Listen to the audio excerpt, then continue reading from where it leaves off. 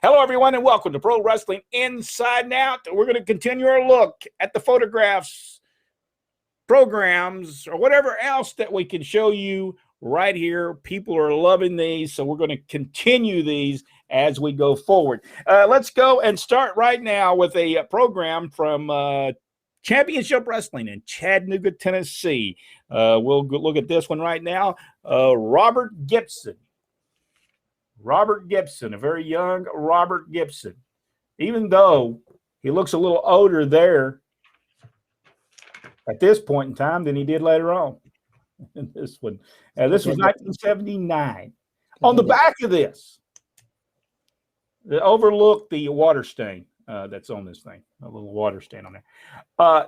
Jackie Fargo and Roughhouse Fargo on that one. Fargo's was over. Jack, did you say you ever saw Sonny Fargo in person? No, I never saw Sonny in person. By the way, we were talking about the Fargos, and we're talking about actually Chris Cote and Don Fargo was the Dalton brothers. And they even say this on this. I guess at some point, Chris Cote, which was crazy as well.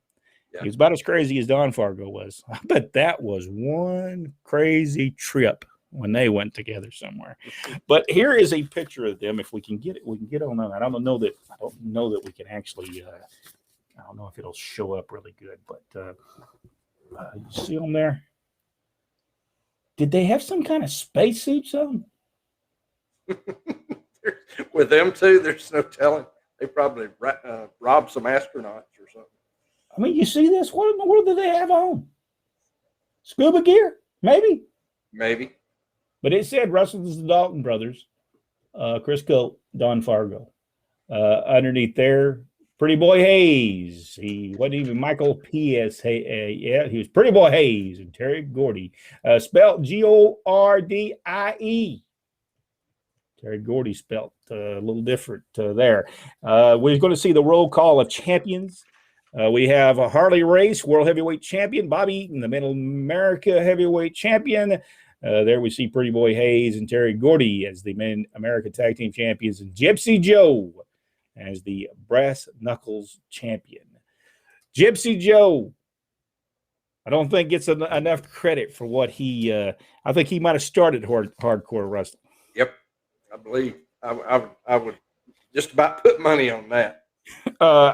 Because he was hardcore before. I mean, I can remember going to the matches, and he would have people hit him with a chair about 22 times, and he just wouldn't. Nothing would ever happen to him about it. Also on this same one, as we're going to look, Bobby Eaton and George Goulas, the Jet Set, along with Tojo Yamamoto and Gypsy Joe. On the other side, meet the star, where we'll see Robert Gibson once again, 1979.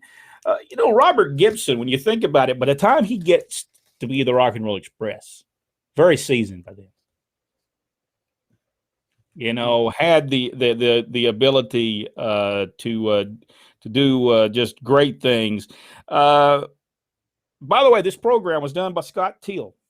Scott Teal, which does all kinds of great books. You can look him up. I don't know. What's the name of his company, Jack? He has a name. Crowbar Press. Crowbar Press. Look it up. He's got a lot of good stuff that you could purchase, a lot of memorabilia that really is some good stuff. And he does a lot of books. He's done a lot. I think he's the one that did Ole Anderson's book, wasn't he? Mm-hmm. Yes. Scott's just an awesome guy, too. Yeah. The Matador, Walt Mephisto. The Matador, Jerry Stubbs, Southeastern Championship Wrestling. This would have probably been 1980, maybe the beginning of 1980. He was so over as that. Here we go, Dick Slater. Dick Slater reads Action News. He's reading to make sure Les Thatcher didn't say something bad about him. I think that's what he was doing. Then we got the Matador once again. Look at the shape. Just look at the shape Jerry Stubbs was in. Just just tremendous shape. And then we'll look here. We got the Manchurians. Tommy Rich, this was right when he got hurt by Austin Idol and Harley Race on television, on TBS. We have the French Angel. This time he was just called the Angel. Frank Morrell was such a great wrestler. He understood the psychology of the wrestling business. He had been wrestling for years. Drew some money with wrestling, too, in Atlanta. Yes. In, 1976? I guess it was. And then we got these pictures, Killer Carl Cox and the little guys there in the thing. All right, then Continental Championship Wrestling. Me and Rodney put together the program for a long period of time. Brett Armstrong returned on this one. As we see, Brett Armstrong, Continental's official Wrestling Weekly is what we called it back then. And then on the other side, Dr. Tom Pritchard. I think he's with the U.S. Junior title right now. I think that's what the belt we have. And then here's a Wildcat Wendell Cooley, Exotic Adrian Street. Tremendous matches with these guys. Don't y'all agree? Yes. Beautiful matches. They had some great matches. And let's see. Bullet. Here is the Bullet. Was over like he was just over. They ain't no doubt he was over. Robert Fuller, Jimmy Golden. They great tag team. Knew what they were doing inside the ring. Tremendous wrestlers indeed. Now let's look at something else. This is very old, and this is not in good condition. Well, that was printed by Ben Franklin in Birmingham. I don't know if this one was. I'm not for sure. I believe it was because I'm the one. I put that together. I did the Continental update, wasn't it? It said Continental update in it beside the bullet. Yes, you did. Yeah, it said something. The Nightmares are desperate to trying to be reinstated or return or something like that in that. The Nightmares are still in Tennessee and trying to be reinstated to Continental Wrestling. Yes. Yeah, that was the one. Yeah, that was a real quick one we put together, and I thought they would blow those pictures up inside to fill that up, but they did not. You do notice? No, they did not. If you look at it, was Dandy printing. Dandy. Yeah, Dandy okay. Printing. Gary Stubbs, Brett Armstrong. But they didn't blow up any of those pictures. They just left them as we laid them out on the page. They just sit and took the picture. All right, this is very old. This is 1979. 1979. I'm pretty sure 1979.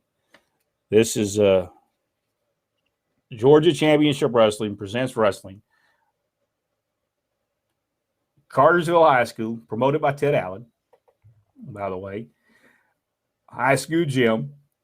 Return Georgia title, 2 referees, Ole Anderson and Ivan Koloff against Stan Hansen and Tommy Rich. I don't believe Stan Hansen was there. I have it wrote down that Ray Candy took his place. Ray Candy against the Executioner, which I believe the Executioner was Sergeant Slaughter. Was it not, Rodney? No, not during this time. Who would that have been at the time? I would say Buck Brannigan. Buck Brannigan. Could have put it Buck Brannigan. Yes, I think this might have been the same time that Buck Brannigan got his mask knocked off in Gainesville. Could have been. Big Bill Drummond against Rocket Monroe, plus one other all-star match. There we have it. There it is, all-star again. And we wonder where Mike Jackson got his name for his new wrestling deal. And then we'll show this one real quick. The Iron Sheik is in this one. Also, Terry Gordy, Crazy Luke Graham, the Masked Superstar, Mr. Wrestling number 2. If you enjoyed this video, give us the big thumbs up. Subscribe to the page. Go one step further, hit the notification bell. By the way, watch the video right below you. Until the next video, we'll see you then on behalf of Rodney West. And Rodney West, Jack Lord. 2 Rodneys. One of me. That's the number 1 Rodney. Actually, I'm Brent. Jack down there. But it says Rodney. We'll see you in the next video. It's like I may fix that for the next one.